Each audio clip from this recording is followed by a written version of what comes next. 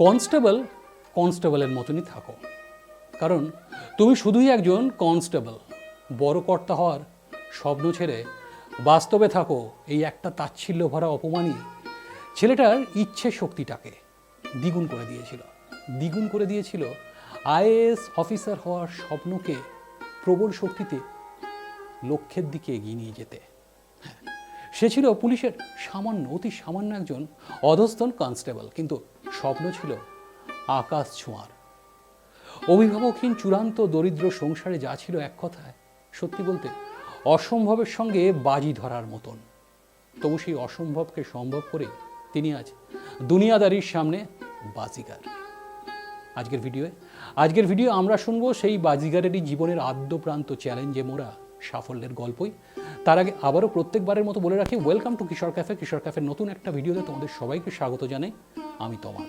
আবারও বলে রাখি, ভিডিওটা ভালো লাগলে লাইক, কমেন্ট এবং শেয়ার করার পাশাপাশি চ্যানেলটা সাবস্ক্রাইব করে পাশে থাকতে প্লিজ ভুলো না বন্ধুরা। তোমাদের সাবস্ক্রিপশন আমাদের কাজ করার জন্য একটা অত্যন্ত বড় মোটিভেশন। কেমন আছো? অন্ধ্রপ্রদেশের প্রকাশাম জেলার সিঙ্গারাইকোন্ডা মণ্ডলের উল্লাপালেম গ্রামের বাসিন্দা উদয় কৃষ্ণ রেড্ডি।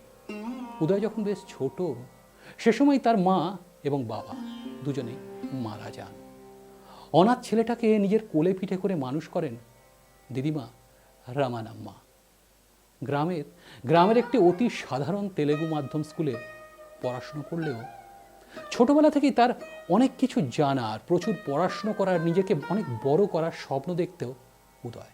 কিন্তু শুধু স্বপ্ন দেখলেই তো আর হবে না, সেটাকে বাস্তব করতে গেলে যে অর্থের প্রয়োজন। তাই সংসারের প্রয়োজনে নিজের বৃদ্ধা দিদিমার পাশে দাঁড়াতে পর স্নাতক স্তরে বিএ পাশ করে 2013 সালে উদয় যোগ দেয় অন্ধ্রপ্রদেশের পুলিশ বাহিনীতে।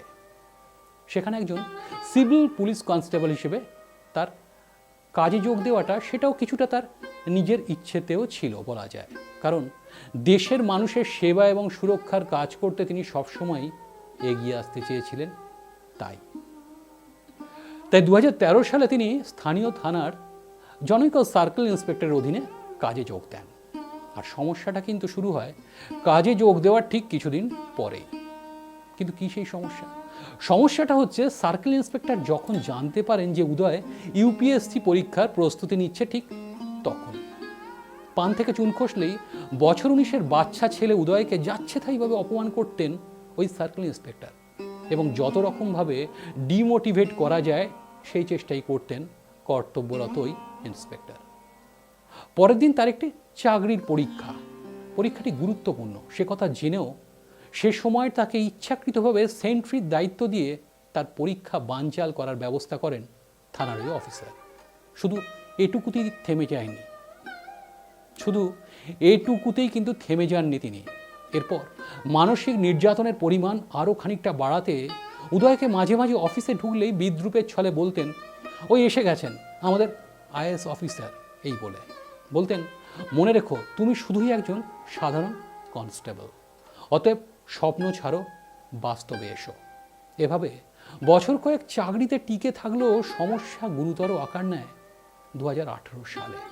উদয় যখন পুলিশ ড্রিলে পৌঁছতে কিছুটা দেরি করে, ঠিক সেই সময় সুবর্ণ সুযোগ হাতছাড়া করেনি ওই সার্কেল ইন্সপেক্টর।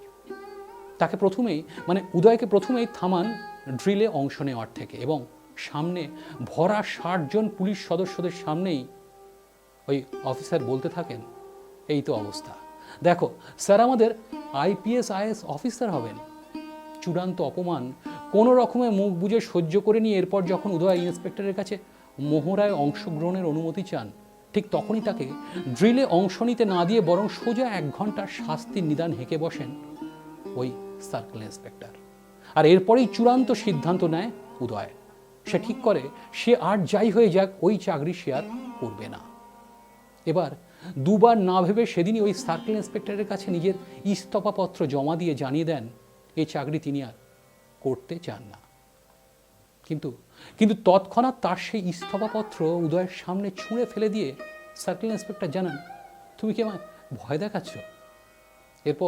এরপর অবশ্য থানা থেকে সোজা বাড়ি ফিরে আসে উদয় এবং জানতে পারেন জানতে পারেন যে তার সেই ইস্তফাপত্র কোনোভাবেই গ্রহণ করেননি ওই সার্কেল ইন্সপেক্টর এবং তা পাঠায়ওনি কোনো ঊর্ধ্বতন কর্তৃপক্ষকে।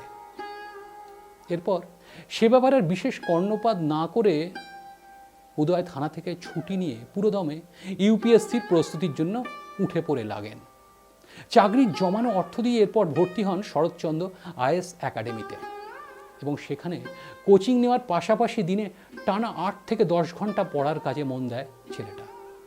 কিন্তু সে যখন নিজের পরীক্ষার প্রস্তুতিতে চূড়ান্ত মনোযোগী হয়ে উঠেছে এবং প্রিলিমের পরীক্ষায় উত্তীর্ণ হয়ে ইউপিএসসির মেন্সের জন্য বিবেচিত হন, ঠিক এরকম সময়তেই ফের নিজের দাঁত নখ বের করে ফের একবার ঝাঁপাতে মরিয়া হয় ওই সার্কেল ইন্সপেক্টর এবং তার বিরুদ্ধে মানে উদয়ের বিরুদ্ধে একটি নোটিশ জারি করেন এই মর্মে যে সে পুলিশের চাকরি করতে করতে পালিয়ে গেছে বা ফেরার বা বেপাত্তা হয়ে গেছে এবং কিছুটা অলিখিতভাবেই তার পেছনে মানে উদয়ের পেছনে গুপ্তচর বৃত্তির জন্য লোক লাগিয়ে দেন।